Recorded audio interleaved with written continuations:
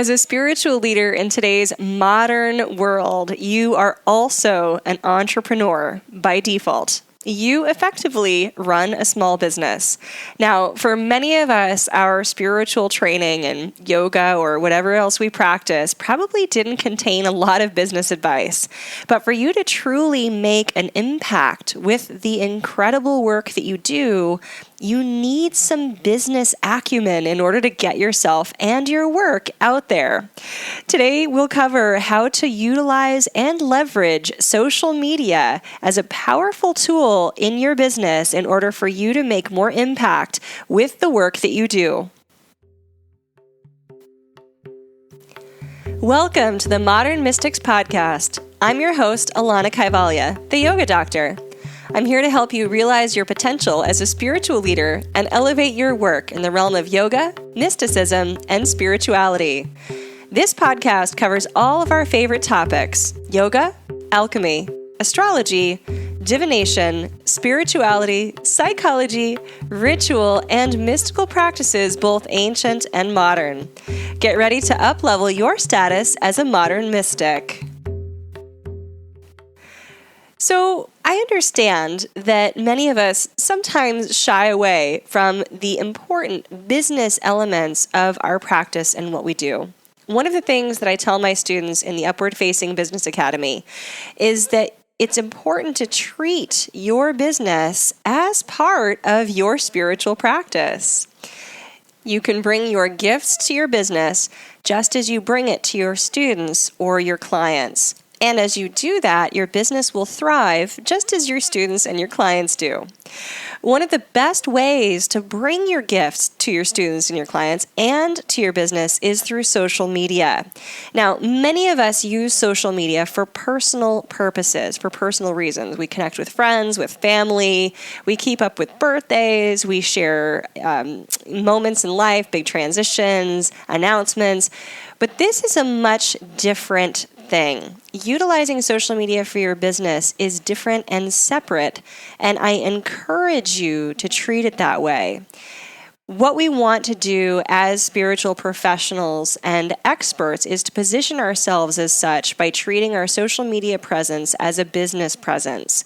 And if we wanted to, think about it like a mentor or a therapist or a teacher.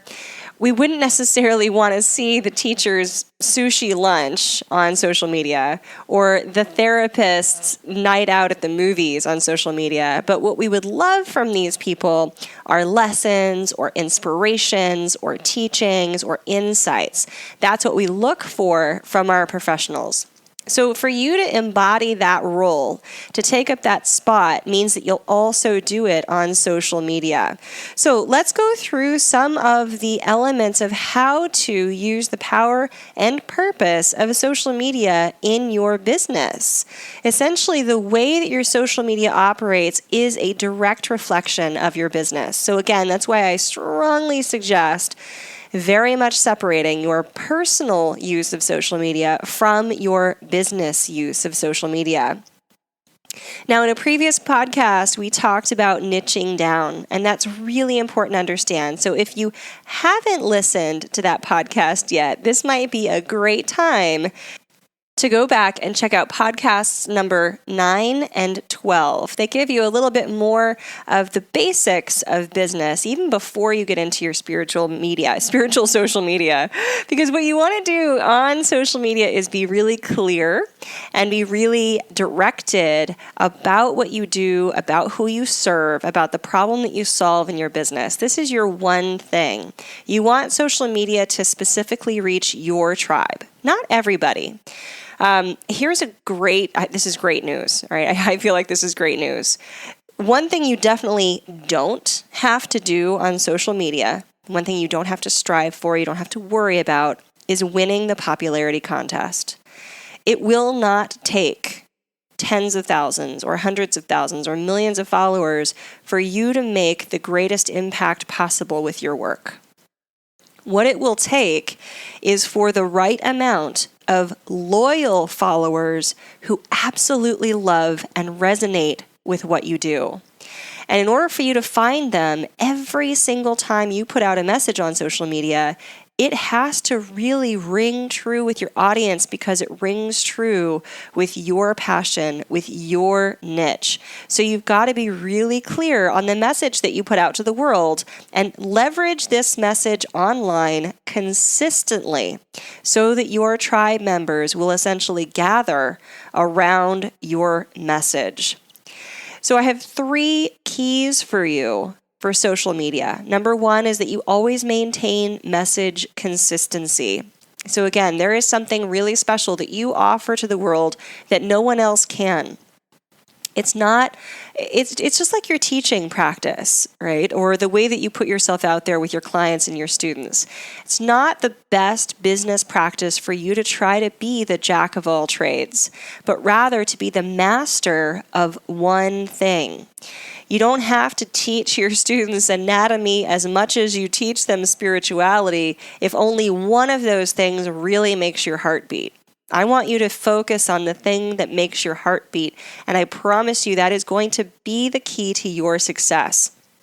When that message remains clear from the start with your social media presence that you are here to do this one thing, that will also allow you to find your tribe on social media, which is how social media will be most successful for you. You also want to curate your content for impact. So think about the things that you put out on social media. So you may actually make it like a spiritual practice. What do you want to tell your students that day? And just because you're not sitting in front of them in a studio doesn't mean you're not going to reach them. You can reach them with your social media posts. So do you really want to share about the guy who cut you off on the freeway? Or do you want to share some insights about Yoga Sutra 1.2? What's going to be more relevant to them? Probably the Yoga Sutra, right?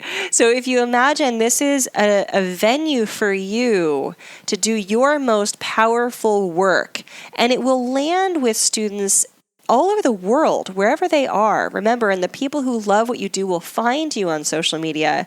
Make sure that you're curating your content for maximum impact, that what you share there is actually going to benefit and uplift your students just as the work you would do directly with them would. I also want you to let your authenticity shine through. So in podcast 12, we talked about branding and how important it is for you to have a clear and authentic message. I want you to be you, right? If it's like you to use quippy phrases, use them. If it's like you to swear. If it's like you to use a slightly more academic, elevated kind of language, use that. If you want to bring forth the Yoga Sutras but not the Bhagavad Gita, fine. Be authentic in your presence, but it doesn't mean that you have to share your personal life, and we'll get into that in a minute. So as far as message consistency, let your posts reflect your passion, that one thing that you do. And always consider that your posts must be beneficial for your users, right? How are they going to benefit from the thing that you're putting up? If it's not going to benefit them, then maybe it's for your personal page, right? If it's something more like, hey, I'm looking for a sublet on an apartment, or, oh my gosh, I'm so angry at this person right now. Can you believe they did this to me? That's for your friends. That's not for your students. We actually, in this profession as a spiritual leader, we maintain the same ethical boundaries as a teacher to a student, like in a school classroom or in a college setting. We maintain the same ethical boundaries as a therapist or mental health worker to a client. We maintain the same professional boundaries as a doctor to a patient. That's how we really sit in our role as a spiritual leader. So considering that, what's appropriate to share with your tribe, with your business, and what's appropriate to share with your personal may be very different. When you post, display your expertise. Be the go-to resource for this one thing. Maybe it's Ayurveda. Maybe it's yoga anatomy. Maybe it's sequencing. Make sure you're constantly showing people how this is your passion. This is your expertise. Always forego the personal for the professional. And I say this so much because it gets so cloudy and it gets so muddy. And we run into not just an ethical problem, but a business problem when we mix these two. When we are trying to work out our emotional stuff on social media, people are confused about whether we are their teacher or whether we're their friend. And we want our students to be our students. We want to be the teacher, not the friend. That's what friends are for. We have friends, and we'll ask them for help with our emotional progress and development. And we have our therapist, which we will use to work on our shadow work. But with our students, that's where we really shine and display all the work we've done and all of the things that we've processed so that we can teach them something about their life. So, curating your content for impact. This was trick number 2 that I gave you, the 3 keys of social media. Number 2 is curate your content for impact. So I've got some helpful hints on how to do this too. Think about that your posts have essentially 4 main categories. Category 1 would be like a teaching moment where you're giving them some key teaching that you would teach. So let's say you're an anatomy expert. Maybe your teaching moment is here's what to do with a kneecap. Or teaching moment, maybe you're the philosophy expert, so you're going to expound on Yoga Sutra 1.4. As you do this, as you offer your teaching moments, add value to your tribe's day by giving them something that they can actually utilize or implement with that teaching. Another category is friendly or lighthearted. So not friends, right? There's a difference between being friendly and being friends. Friends are friends. Friendly is professional. You maintain professional, but be lighthearted. Maybe you share a funny quote that is relevant, or maybe you find a funny meme that is relevant for your tribe, and they'll enjoy that. Another category is quote or inspirational. So share from your favorite sources. So maybe there's a book you read from often in your work, and perhaps you share a favorite quote from there. And what I would definitely suggest is then writing some words about your take, your teachings, your insight on this quote, so that your students are still seeing that, you're the one bringing them some really insightful content on social media, and you're not just quoting from other people all the time. The next category is something that is very specific to your practice, and perhaps it's yoga, perhaps it's Reiki, perhaps it's massage, but make it only about that, right? So make it specifically about that, make it engaging and ask questions. Maybe it's like, have you tried triangle pose this week? How did it feel? Or did you utilize that Yoga Sutra that I taught you earlier in the week? What did you think about it, and how did it impact your life? Generating responses, generating engagement is really important on social media, because then it's almost like you're giving yourself social proof or testimonials when people are responding to you. They're asking you questions as the teacher. So that's how you continue to build your tribe members and their loyalty and their camaraderie. So again, the 4 categories that you can sort your posts into. And what I do recommend, actually, if you're really going to be serious about this, is to create what's called a content calendar, where you plan out for the week or the month what you'll post each day and how many times you'll post. And if you have these 4 different categories and you say, okay, I'm going to do a teaching moment on Monday, friendly, lighthearted on Tuesday, quote on Thursday, and yoga only on Friday, then you've got it all laid out. And all you have to do is fill in the blanks with what those posts actually are. So again, those 4 categories: teaching moment, remember, add value to your tribe's day; friendly, lighthearted, but maintain professionalism; quote or inspirational, where you share from your favorite resources but give your insight; and then something really specific to what you do and try to engender reactions, comments, engagement. And through all of this, let your authenticity shine through. Be yourself. Stay true to your passion and your purpose, but always stay on message. Don't stray. Because again, you want to attract the right tribe.